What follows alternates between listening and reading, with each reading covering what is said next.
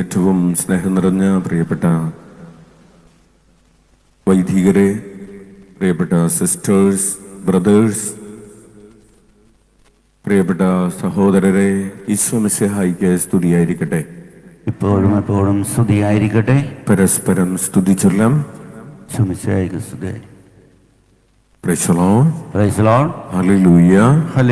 കരങ്ങൾ ഉയർത്തി വീശിക്കൊണ്ട് പറയാം ഹല്ലേലൂയ, ഹല്ലേലൂയ. അടുത്തിരിക്കുന്നവരെ നോക്കി പുഞ്ചിരിച്ചുകൊണ്ട് പറയാം ഹല്ലേലൂയ, ഹല്ലേലൂയ, ഹല്ലേലൂയ, ഹല്ലേലൂയ. യേശുവേ സ്തോത്രം, യേശുവേ സ്തോത്രം, യേശുവേ നന്ദി, യേശുവേ നന്ദി. പ്രിയപ്പെട്ടവരെ, ഈ വർഷത്തെ സുവിശേഷ മഹോത്സവത്തിന്റെ തീം എന്ന് പറയുന്നത് പ്രഭാഷകന്റെ പുസ്തകം 32-ാം അധ്യായം 14-ാമത്തെ തിരുവചനമാണ്. പ്രഭാഷകന്റെ പുസ്തകം 32-ാമത്തെ അധ്യായം 14-ാമത്തെ തിരുവചനം. നമുക്ക് വചനം വായിക്കാം. ബൈബിൾ കയ്യിലുള്ളവർക്ക് ബൈബിൾ എടുക്കാവുന്നതാണ്. നിങ്ങളുടെ മൊബൈൽ ഫോണിൽ ബൈബിൾ ഉണ്ടെങ്കിൽ അതെടുക്കാവുന്നതാണ്. അച്ഛൻ പറയുന്ന വചനങ്ങൾ എഴുതിയെടുക്കുന്നതിന് പുസ്തകവും പേനയും ഒക്കെ ഉള്ളവർക്ക് എഴുതിയെടുക്കാവുന്നതാണ്. ഇന്ന് ബൈബിൾ കൊണ്ടുവരാത്തവർക്ക് നാളെ കൊണ്ടുവരാവുന്നതാണ്. ഇന്ന് പേപ്പറും പേനയൊന്നും ഇല്ലാത്തവർക്ക് നാളെ അത് കൊണ്ടുവരാവുന്നതാണ്. അപ്പോൾ ഇന്നത്തെ നമ്മൾ വായിക്കുന്ന ആദ്യത്തെ വചനം പ്രഭാഷകന്റെ പുസ്തകം 32-ാം അധ്യായം 14-ാമത്തെ തിരുവചനം നമുക്ക് ഉച്ചത്തിൽ വായിക്കാം. കർത്താവിനെ ഭയപ്പെടുന്നവൻ, കർത്താവിനെ ഭയപ്പെടുന്നവൻ അവിടുത്തെ ശാസനം സ്വീകരിക്കുന്നു, അവിടുത്തെ ശാസനം സ്വീകരിക്കുന്നു. Hallelujah, hallelujah. നമുക്ക് വലതുകരം ഉയർത്തി വീശിക്കൊണ്ട് പറയാം, കർത്താവിനെ ഭയപ്പെടുന്നവൻ, കർത്താവിനെ ഭയപ്പെടുന്നവൻ അവിടുത്തെ ശാസനം സ്വീകരിക്കുന്നു, ശാസനം സ്വീകരിക്കുന്നു. ഇരുകരങ്ങളും ഉയർത്തി വീശിക്കൊണ്ട് പറയാം, കർത്താവിനെ ഭയപ്പെടുന്നവൻ, കർത്താവിനെ ഭയപ്പെടുന്നവൻ അവിടുത്തെ ശാസനം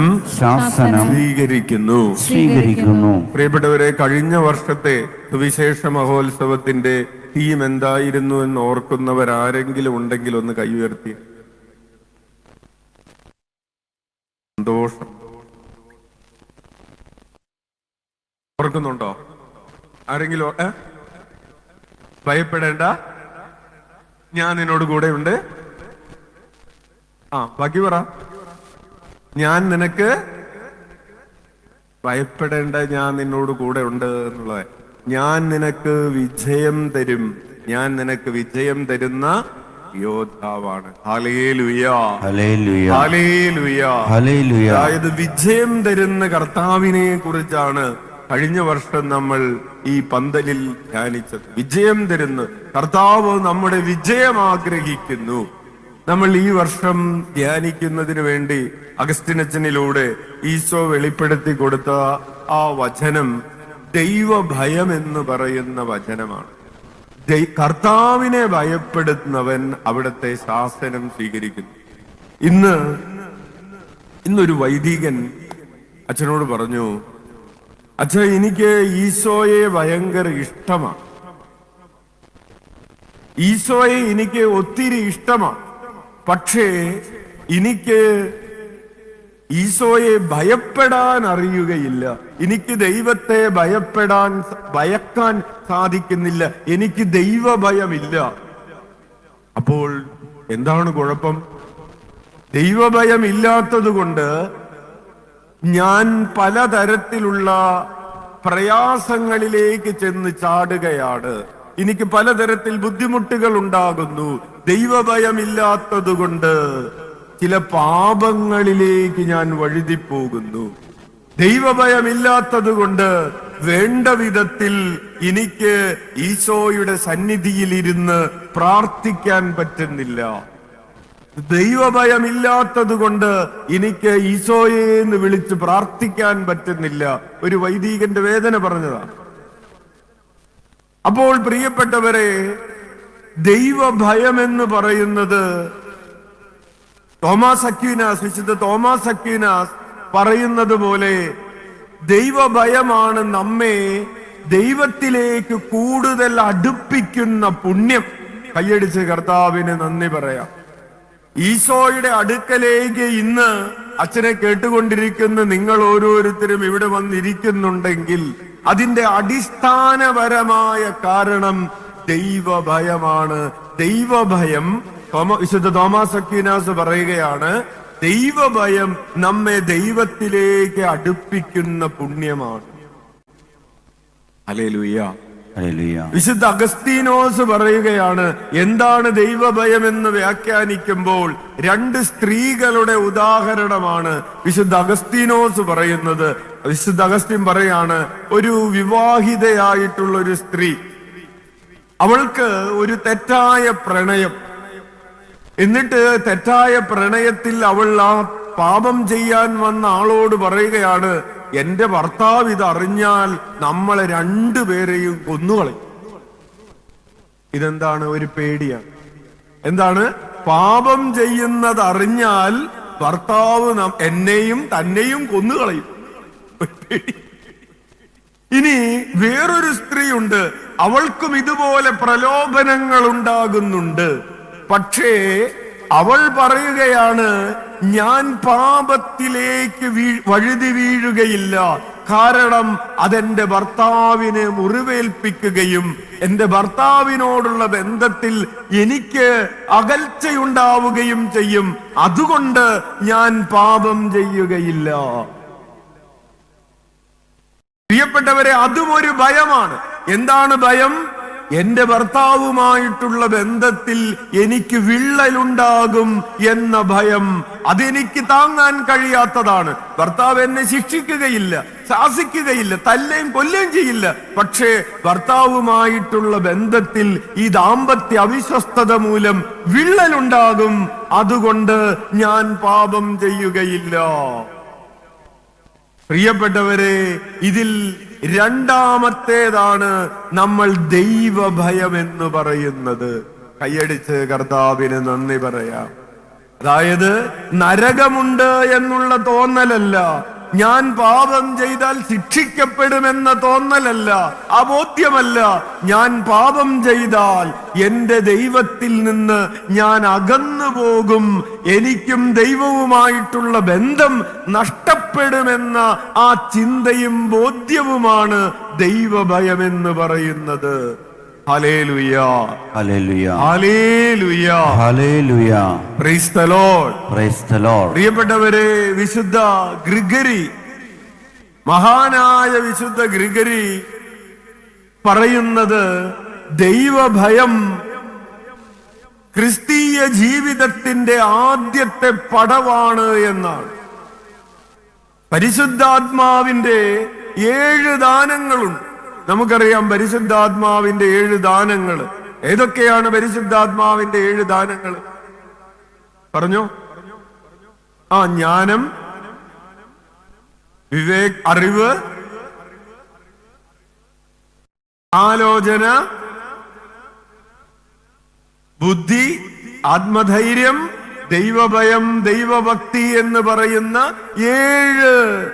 7 പരിശുദ്ധാത്മാവിന്റെ ദാനങ്ങൾ, സപ്തദാനങ്ങള്. ഈ സപ്തദാനങ്ങൾ ഒരു ഗോവണി പോലെയാണെങ്കിൽ ഈ ഗോവണിയുടെ ആദ്യത്തെ സ്റ്റെപ്പ് എന്ന് പറയുന്നത് ദൈവഭയമാണെന്ന് മഹാനായ വിശുദ്ധ ഗ്രിഗറി പ്രസ്താവിച്ചിട്ടുണ്ട്. ഹല്ലേലൂയ, ഹല്ലേലൂയ. അതായത് നമുക്ക് ആത്മീയ ജീവിതം ആരംഭിക്കണമെങ്കിൽ ഈ പുണ്യമുണ്ടായേ മതിയാകൂ. ഉച്ചത്തിൽ വിളിക്കാം, ഈശോയേ, ഈശോയേ. ആവിലായിലെ വിശുദ്ധ അമ്മ ത്രേസ്യ ദൈവഭയത്തെ കുറിച്ച് പറയുന്നത്, നമ്മൾ ദൈവ സാന്നിധ്യത്തിലാണ്, നമ്മൾ ചെയ്യുന്നതെല്ലാം ദൈവം കാണുന്നുണ്ട് എന്ന ഒരു ബോധ്യം ദൈവഭയം ജനിപ്പിക്കുന്നു.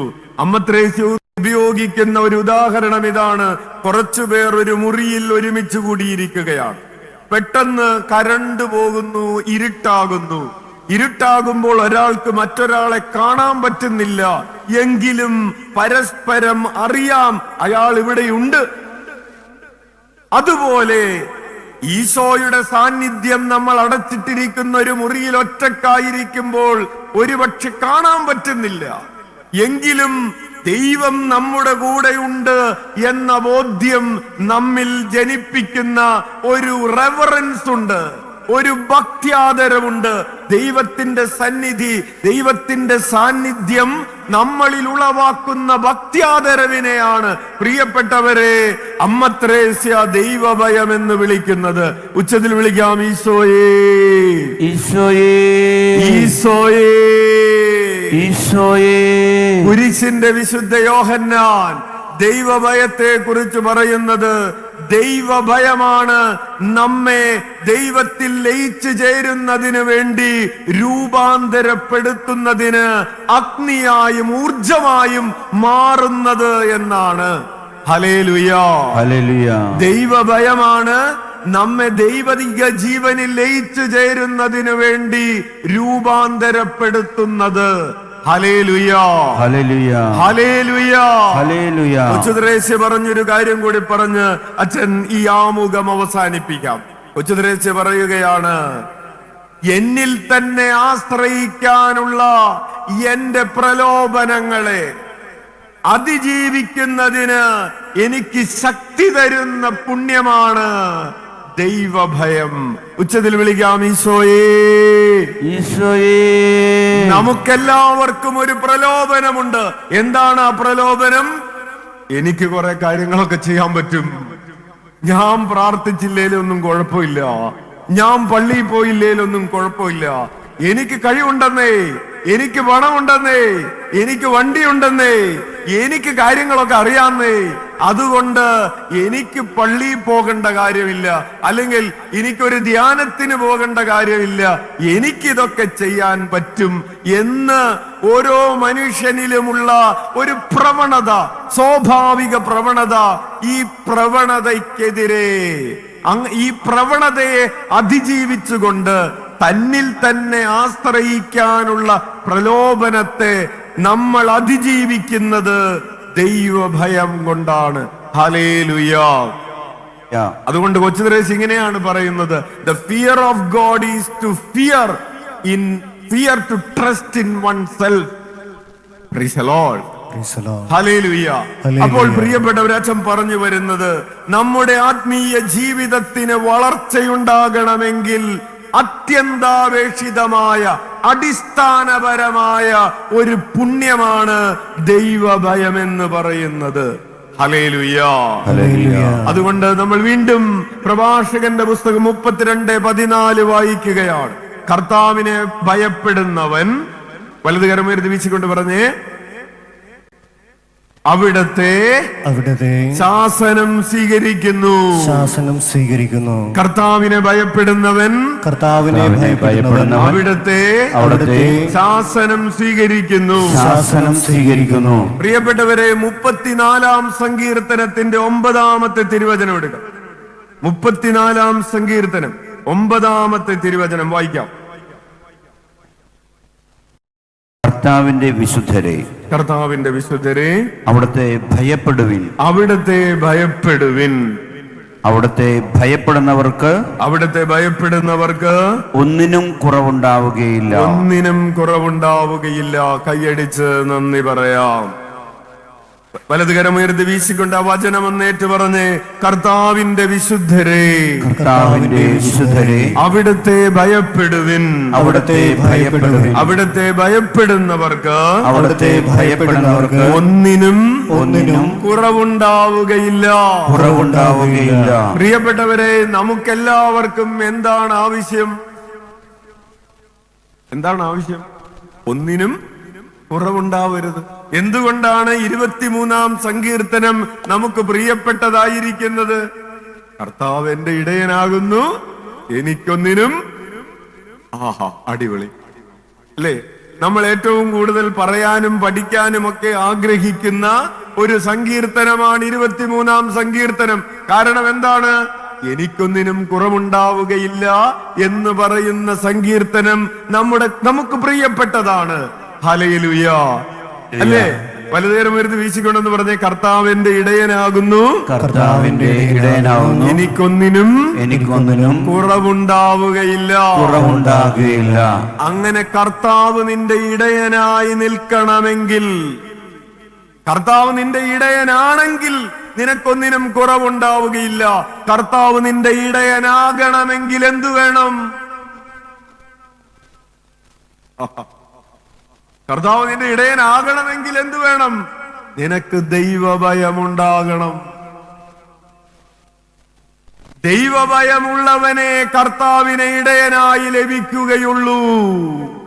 അല്ലെങ്കിൽ കർത്താവിനെ ഇടയനാക്കി മാറ്റണമെങ്കിൽ നിന്റെ ഉള്ളിൽ ദൈവഭയമുണ്ടാകണം. അതാണ് നമ്മൾ വായിച്ചത് സങ്കീർത്തനങ്ങൾ 34:9.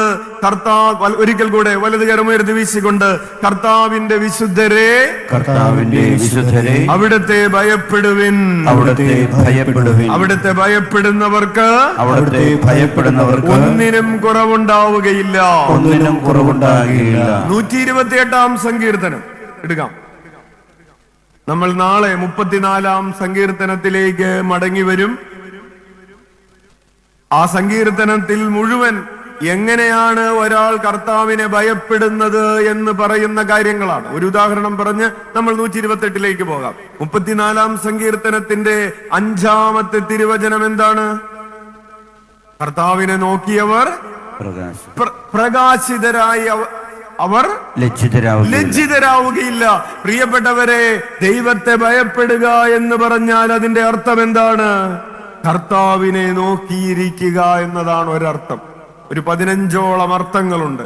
കർത്താവിനെ ഭയപ്പെടുക എന്നതിന്റെ ഒത്തിരി കാര്യങ്ങളുണ്ട്. അച്ഛൻ ഈ 5 ദിവസം കൊണ്ട് ഒരു 15ഓളം കാര്യങ്ങളെങ്കിലും കർത്താവിനെ ഭയപ്പെടുക എന്നതിനെ കുറിച്ച് നിങ്ങളുമായി പങ്കുവയ്ക്കാൻ ആഗ്രഹിക്കുന്നുണ്ട്. കർത്താവ് വഴി നടത്തട്ടെ.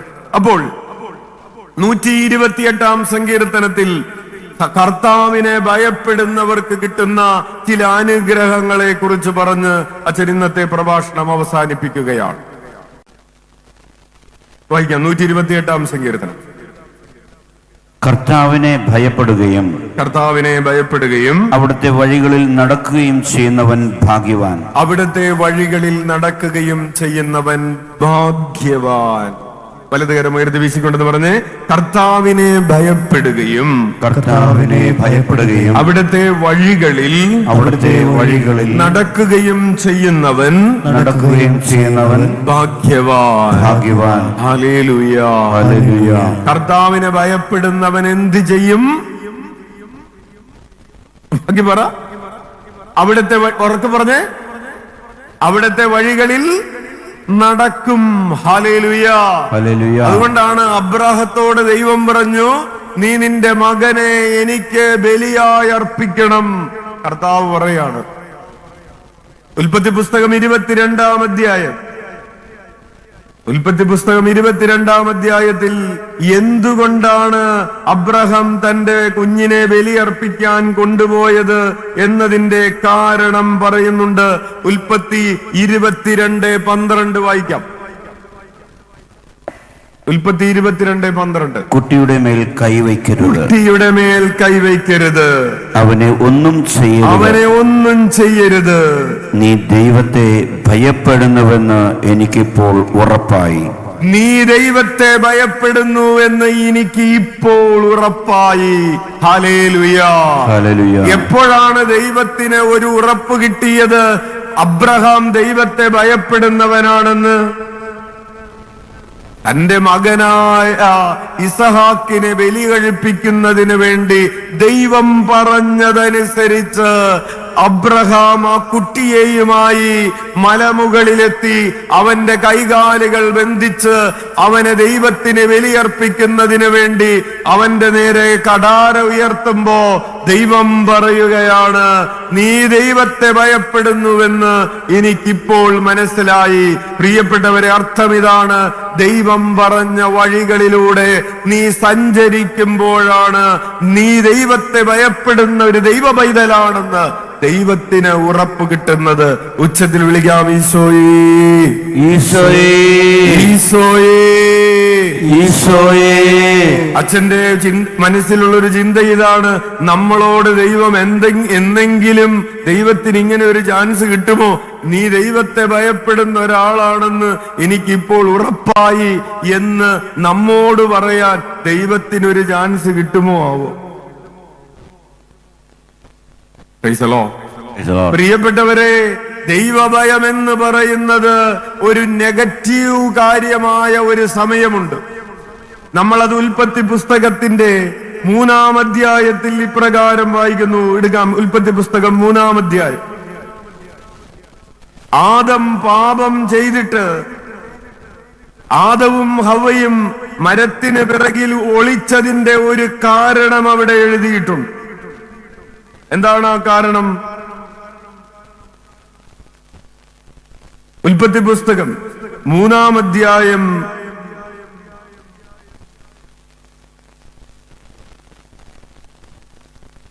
10-ാമത്തെ തിരുവചനം വായിക്കാം. ഉൽപ്പത്തി 3-ാം അധ്യായം 10-ാമത്തെ തിരുവചനം വായിച്ചേ.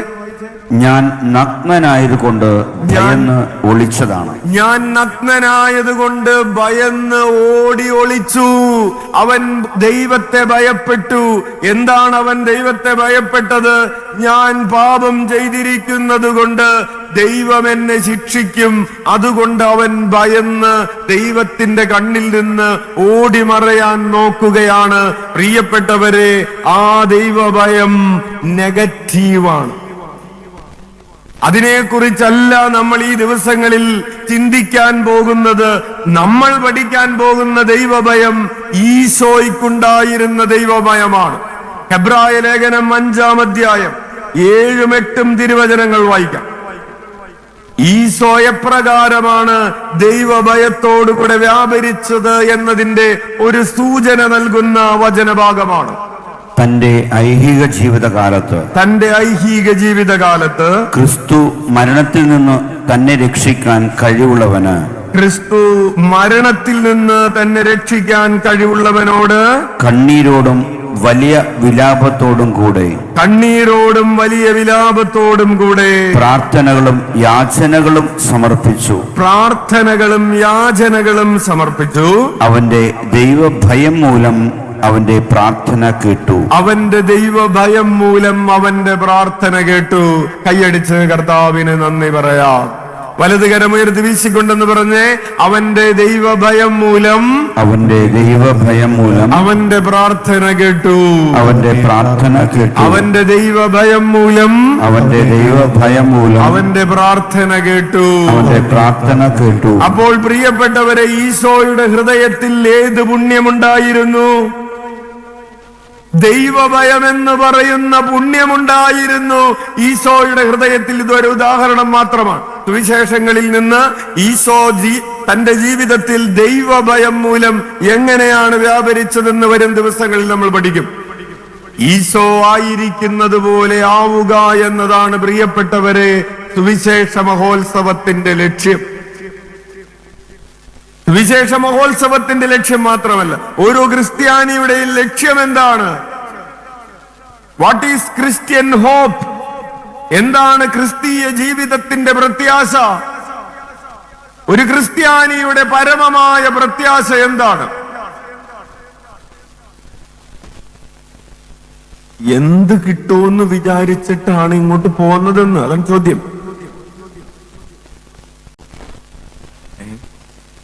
ഒരു ക്രിസ്ത്യാനിയുടെ ആത്യന്തികമായ പ്രത്യാശ എന്ന് പറയുന്നത്, പ്രിയപ്പെട്ടവരെ, ഒരു ദിവസം ഞാൻ ഈശോയെ പോലെ ആയിത്തീരും എന്നുള്ളതാണ്. ഹല്ലേലൂയ. നമ്മൾ ഒരു ദിവസം ആരെ പോലെ ആയിത്തീരും? നമ്മൾ ഈ പെടാപ്പാട് പെടുന്നത് എന്തിനു വേണ്ടിയാണ്?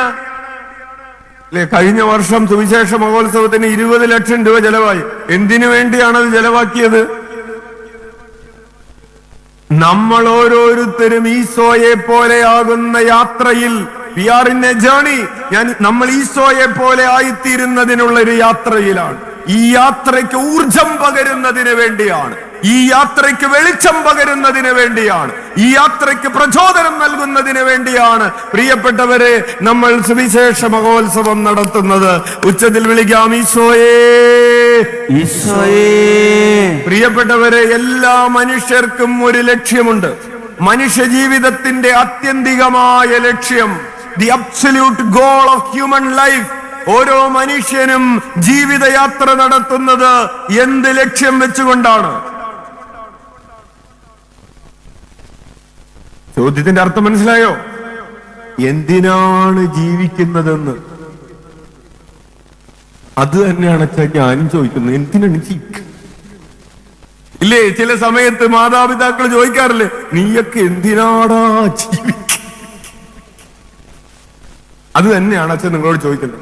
നമ്മളൊക്കെ എന്തിനാണാവോ ജീവിക്കുന്നത്? പ്രിയപ്പെട്ടവരെ, അതിന്റെ സമ്പൂർണമായ നിങ്ങൾ പറഞ്ഞ ഉത്തരം ശരിയാണ്. കൈയടിച്ച് കർത്താവിന് നന്ദി പറയും. നിത്യജീവൻ അവകാശമാക്കാൻ എന്ന് പറഞ്ഞ ഉത്തരം ശരിയാണ്. കുറച്ചുകൂടെ പൂർണ്ണതയുള്ള ഒരു ഉത്തരമുണ്ടതിന്. ആ ഉത്തരം ഇങ്ങനെയാണ്: ദൈവീക ജീവനിൽ ലയിച്ചു ചേരുന്നതിന് വേണ്ടിയാണ് ഞാൻ ജീവിക്കുന്നത് എന്നതാണ്. ഒന്ന് പറഞ്ഞേ, ദൈവീക ജീവനിൽ ലയിച്ചു ചേരുന്നതിന് വേണ്ടിയാണ് ഞാൻ ജീവിക്കുന്നത്. മനസ്സിലായോ? നമ്മൾ എന്തിനാണ് ജീവിക്കുന്നത്? ദൈവീക ജീവനിൽ ലയിച്ചു ചേരുന്നതിന് വേണ്ടിയാണ്. മണിമാളികകൾ പണിയുന്നതിന് വേണ്ടിയാണോ നമ്മൾ ജീവിക്കുന്നത്? അല്ല. മുന്തിരിത്തോട്ടങ്ങൾ നട്ടുപിടിപ്പിക്കുന്നതിന് വേണ്ടിയാണോ നമ്മൾ ജീവിക്കുന്നത്? അല്ല. തെരഞ്ഞെടുപ്പിൽ ജയിക്കുന്നതിന് വേണ്ടിയാണോ ജീവിക്കുന്നത്? അല്ല. അധികാരത്തിന് വേണ്ടിയാണോ ജീവിക്കുന്നത്? അല്ല. അച്ഛനിത് പറയുന്നത് സഭാപ്രസംഗകന്റെ പുസ്തകം ആരംഭിക്കുന്നത് അത് പറഞ്ഞുകൊണ്ടാണ്. Praise the Lord. ഹല്ലേലൂയ. സഭാപ്രസംഗകൻ പറയുകയാണ്, 1-ാം അധ്യായം 12-ാമത്തെ തിരുവചനം: സഭാപ്രസംഗകനായ ഞാൻ ജെറൂസലേമിൽ ഇസ്രായേലിന്റെ രാജാവായിരുന്നു, എനിക്ക് അധികാരമുണ്ടായിരുന്നു. 1:16 സഭാപ്രസംഗകൻ 1:16 ജെറൂസലേമിൽ എനിക്ക് മുമ്പുണ്ടായിരുന്ന എല്ലാ രാജാക്കന്മാരെക്കാളും അധികം ജ്ഞാനം ഞാൻ സമ്പാദിച്ചു. എനിക്ക് ജ്ഞാനമുണ്ടായിരുന്നു, എനിക്കറിവുണ്ടായിരുന്നു, എനിക്ക് പണമുണ്ടായിരുന്നു, എനിക്ക് പ്രതാപമുണ്ടായിരുന്നു. അങ്ങനെ എനിക്കില്ലാത്തതായി ഒന്നുമില്ലാതിരുന്നു. പക്ഷെ ഇതെല്ലാം പറഞ്ഞതിന് ശേഷം 12-ാം അധ്യായത്തിൽ, അതായത് സഭാപ്രസംഗകന്റെ പുസ്തകം 12-ാം അധ്യായത്തിന്റെ അവസാന വചനത്തിൽ 12:13 പറയുകയാണ്: എല്ലാം കേട്ടുകഴിഞ്ഞത് തന്നെ ദൈവഭയമുള്ളവനായിരിക്കുക, അത് മാത്രമാണ് പ്രധാനപ്പെട്ടത്, ബാക്കിയെല്ലാം മായയാണ്. കൈയടിച്ച് കർത്താവിന് നന്ദി പറയാം. പ്രിയപ്പെട്ടവരെ, അച്ഛൻ ഇന്ന് അവസാനിപ്പിക്കുകയാണ്. നമ്മുടെ ജീവിതത്തിൽ ദൈവഭയമില്ലെങ്കിൽ എന്ത് സംഭവിക്കും? ദൈവഭയം ഉണ്ടെങ്കിൽ എന്ത് സംഭവിക്കും പിന്നീട് പറയാം. ദൈവഭയമില്ലെങ്കിൽ എന്തും ചെയ്യാം. കഞ്ചാവടിക്കാം, കള്ളുകുടിക്കാം, ദാമ്പത്യ അവിശ്വസ്തതയിൽ ജീവിക്കാം, മാതാപിതാക്കളെ അനുസരിക്കാതെ ജീവിക്കാം, പള്ളിയിൽ പോകാതെ ജീവിക്കാം, പ്രാർത്ഥിക്കാതെ ജീവിക്കാം, തല്ലുപിടിച്ച് ജീവിക്കാം, വിദ്വേഷവും വെറുപ്പും ഹൃദയത്തിൽ വെച്ചുകൊണ്ട് ജീവിക്കാം. ദൈവഭയമില്ലെങ്കിൽ നിനക്ക് എന്ത് തോന്നിവാസവും ചെയ്യാം. അപ്പോൾ ഒരു മനുഷ്യന് നീതിമാനായി ജീവിക്കാൻ പ്രചോദനം തരുന്നത് ദൈവഭയമാണ്. ഹല്ലേലൂയ. അങ്ങനെ ദൈവഭയമുള്ള ഒരു മകള് ഇന്നലെ മൂവാറ്റുപുഴയിൽ നിന്ന് കണ്ണൂര് വന്നു. ഇവിടെ എറണാകുളം ജില്ലയിലെ മൂവാറ്റുപുഴയിൽ നിന്ന് കണ്ണൂരുള്ള ഇരിട്ടിയിലെ ആശ്രമത്തില് ഈ മകള് വരുന്നത്. പ്രിയപ്പെട്ടവരെ, ഇന്നലത്തെ കാര്യമാണ് അച്ഛൻ പറയുന്നത്. ഡിസ്കുകൾക്ക് തേയ്മാനം മാത്രമല്ല, ഡിസ്കുകൾ പൊട്ടിയിരിക്കുകയാണ്. സ്പൈനൽ കോഡിന്റെ ഡിസ്കുകൾക്ക് വിള്ളല് സംഭവിച്ചിരിക്കുന്നു, ഞരമ്പ് പിണഞ്ഞു കിടക്കുന്നു, കാലിലേക്കുള്ള രക്തയോട്ടം കട്ടായിരിക്കുന്നു, കാലിന് മരവിപ്പ്, ഒരു കാലിന് ഇടതേ കാലിന് ബലം കിട്ടുന്നില്ല. ഭർത്താവും വേറെ 1-2 പേരും കൂടെ താങ്ങിയെടുത്താണ് ഈ മകളെ ഇന്നലെ ആശ്രമത്തിൽ അച്ഛന്റെ മുറിയിലേക്ക് കൊണ്ടുവരുന്നത്. അച്ഛനെ അത്ഭുതപ്പെടുത്തുന്ന ഒരു കാര്യം, ഈ മകള് ഇന്നലെ മൂവാറ്റുപുഴയിൽ നിന്ന് അവൾ അറിഞ്ഞിരുന്നു മഞ്ഞമ്മല് സുവിശേഷ മഹോത്സവം അച്ഛനിവിടെ വരുന്നുണ്ട്. അവള് പറഞ്ഞു, എനിക്ക് ആവിലയിൽ തന്നെ പോയി പ്രാർത്ഥിക്കണം. അങ്ങനെ അവള് ഇന്നലെ ഭർത്താവിനെയും കൂട്ടി മിനിയാന്ന് വന്നു, പ്രാർത്ഥിച്ചു. പ്രിയപ്പെട്ടവരെ, ചുരുക്കി പറയട്ടെ, അവൾ ഇന്നലെ അവിടെ നിന്ന് പോകുന്നതിന് മുമ്പ് 1 ചാക്ക് അരി, 10 കിലോയുടെ 1 ചാക്ക് അരി എടുത്ത് ആരുടെയും സഹായം കൂടാതെ ഒരു 100 മീറ്റർ നടന്ന് കൈ അടിച്ച് തുള്ളിച്ചാടിയാണ് മടങ്ങിപ്പോയത്. കൈയടിച്ച് കർത്താവിന് നന്ദി പറയാൻ. അച്ഛൻ പറഞ്ഞതിന് കാരണം അവളോട് ഡോക്ടർ പറഞ്ഞിരുന്നത് ഓപ്പറേഷൻ ചെയ്താൽ പൂർണ്ണമായും കിടപ്പിലാകും, പിന്നെ എന്നെഴുന്നേൽക്കാൻ പറ്റുമെന്ന് അറിയില്ല എന്നാണ്. നയൻതാര എന്നാണ് 35 വയസ്സുള്ള ആ മകളുടെ പേര്. നമ്മളുടെ സെന്റ് ജോസഫ് ആശുപത്രിയിൽ ഏതോ ഒരു കോഴ്സിന് ക്ലാസ് എടുക്കുന്നതിനൊക്കെ ആ മകൾ വന്നിട്ടുണ്ട് എന്ന് അവൾ അച്ഛനോട് പറഞ്ഞു. പ്രിയപ്പെട്ടവരെ, അച്ഛൻ പറഞ്ഞു വരുന്നത് ആ മകളുടെ ദൈവഭയത്തെ കുറിച്ചാണ്. കർത്താവിന്റെ അടുക്കലേക്ക് ഇരിക്കാനോ നിൽക്കാനോ പറ്റാത്തൊരവസ്ഥയിൽ 300ഓളം കിലോമീറ്റർ ട്രാവൽ ചെയ്യാണ്. അത് ദൈവഭയമുള്ളത് കൊണ്ടാണ്. ഒരു മകള് ഇന്നലെ സാക്ഷ്യം പറഞ്ഞ ഒരു സഹോദരി, 45 വയസ്സുള്ളൊരു സഹോദരിയാണ്. തൊണ്ടയിൽ മുഴ വന്നു. തൊണ്ടയിൽ മുഴ വന്നു കഴിഞ്ഞപ്പോ എന്റെ അടുത്ത് വന്നിട്ട് പറഞ്ഞു, തൊണ്ടയിൽ മുഴയാണച്ചോ, പരിശോധിക്കണമെന്ന് ഡോക്ടർ പറഞ്ഞിട്ടുണ്ട്. പ്രാർത്ഥിച്ചു, പോയി പരിശോധിച്ചു, FNAC ചെയ്തു, കുത്തിയെടുത്ത് പരിശോധിച്ചു, മുഴ ക്യാൻസറസ് ആണ്. ട്രൂ കട്ട് ചെയ്തു, അതും ക്യാൻസർ പോസിറ്റീവാണ്. FNAC ചെയ്ത് പോസിറ്റീവ് ആയി കഴിഞ്ഞപ്പോ തിരിച്ചു വന്നിട്ട് പറഞ്ഞു, അച്ഛാ പ്രശ്നമാണെന്നാ തോന്നുന്നത്. വീണ്ടും പ്രാർത്ഥിച്ചു, പൊയ്ക്കോളം പറഞ്ഞു, കുഴപ്പമൊന്നും ഉണ്ടാവില്ല എന്ന് പറഞ്ഞു. ട്രൂ കട്ട് ചെയ്തു, പരിശോധിച്ചു, പോസിറ്റീവ് ആണെന്ന് പറഞ്ഞ ക്യാൻസർ ആണെന്ന്. അവസാനം സർജറി ചെയ്തു. സർജറി ചെയ്തതിന് ശേഷം സർജറി ചെയ്തത് അയച്ചു, റിസൾട്ട് വന്നു. പ്രിയപ്പെട്ടവരെ, ക്യാൻസർ പോസിറ്റീവാണ്. ഇനി ചെയ്യാനുള്ളത് കീമോ ചെയ്യണം, റേഡിയേഷൻ ചെയ്യണം, ന്യൂക്ലിയർ കീമോ ചെയ്യണം. അതിനു മുൻപ് ഡോക്ടർ പറഞ്ഞു, ഒരു കാര്യം ചെയ്യാം, എവിടെയൊക്കെ ക്യാൻസർ പടർന്നിട്ടുണ്ടെന്ന് നോക്കാൻ വേണ്ടി പെറ്റ് സ്കാൻ ചെയ്യണം.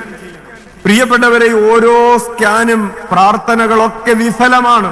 പ്രാർത്ഥിച്ചതൊക്കെ വെറുതെയാണ്. തൊണ്ടയിലെ മുഴ മാറുന്നില്ല, കുറച്ച് ചുരുങ്ങി എന്നല്ലാതെ മുഴ മാറിയിട്ടില്ല, ക്യാൻസർ മാറിയിട്ടില്ല. ഓരോ പ്രാവശ്യവും ഡോക്ടറിന്റെ അടുത്ത് പോയി തിരിച്ചു വരുന്നത് വേദനിപ്പിക്കുന്ന റിപ്പോർട്ടുകളുമായിട്ടാണ്. ഒടുവിൽ വീണ്ടും അവർ വരികയാണ്, അച്ഛാ അടുത്ത ദിവസം പെറ്റ് സ്കാൻ ആണ്, ക്യാൻസർ ആണെന്ന റിപ്പോർട്ട് കയ്യിൽ പിടിച്ചിട്ടുണ്ട്, എവിടെയൊക്കെ പടർന്നിട്ടുണ്ടെന്ന് ഇനി നോക്കിയാ മതി. പ്രിയപ്പെട്ടവരെ, ആ മകള് 3-4 ദിവസം അവിടെ ഇരുന്ന് പ്രാർത്ഥിച്ചു, വചനം കേട്ട് പ്രാർത്ഥിച്ചു. എല്ലാ റിപ്പോർട്ടുകളും എതിരായിരിക്കുന്ന സമയത്തും കർത്താവിന്റെ മുഖം നോക്കി, ദിവ്യകാരുണ്യം നോക്കിയിരുന്ന് പ്രാർത്ഥിച്ചു. കഴിഞ്ഞ ദിവസം അവരുടെ പെറ്റ് സ്കാന്റെ റിസൾട്ട് വന്നപ്പോ ഡോക്ടർ അത്ഭുതപ്പെട്ടു, ഡോക്ടർ ഞെട്ടി. ക്യാൻസർ ഉണ്ട് എന്ന് ബയോപ്സിക്ക് കണ്ടെത്തിയ സ്ഥലത്ത് പോലും ഇപ്പോൾ ക്യാൻസർ ഇല്ല എന്ന റിപ്പോർട്ടുമായി ആ മകളെ ആശുപത്രിയിൽ നിന്ന് നിങ്ങൾ ഇനി ഒരു മരുന്നും കഴിക്കണ്ട എന്ന് പറഞ്ഞ് മടക്കി അയച്ചു. ഇന്നലെ അവർ റിപ്പോർട്ടുകളുമായിട്ട് വന്ന് സാക്ഷ്യം എഴുതി കൊടുത്തു. ആ സാക്ഷ്യം വായിച്ചു. ഉച്ചത്തിൽ വിളിക്കാം, ഈശോയേ ഈശോയേ. പറഞ്ഞു വരുന്നത്, നിന്റെ പ്രാർത്ഥനകളുടെ ചില ഘട്ടങ്ങളിൽ അത് പരാജയപ്പെട്ടെന്ന് തോന്നുമ്പോഴും കർത്താവിനെ മുറുകെ പിടിച്ച് നിൽക്കാൻ നീ തയ്യാറുണ്ടെങ്കിൽ അതിന്റെ അർത്ഥം, പ്രിയപ്പെട്ടവരെ, നിന്റെ ഹൃദയത്തിൽ ദൈവഭയമുണ്ട് എന്നതാണ്. കൂടുതൽ സാക്ഷ്യങ്ങളെ നാളെ പറയാം. സമയപരിമിതി മൂലം അച്ഛൻ അവസാനിപ്പിക്കുകയാണ്.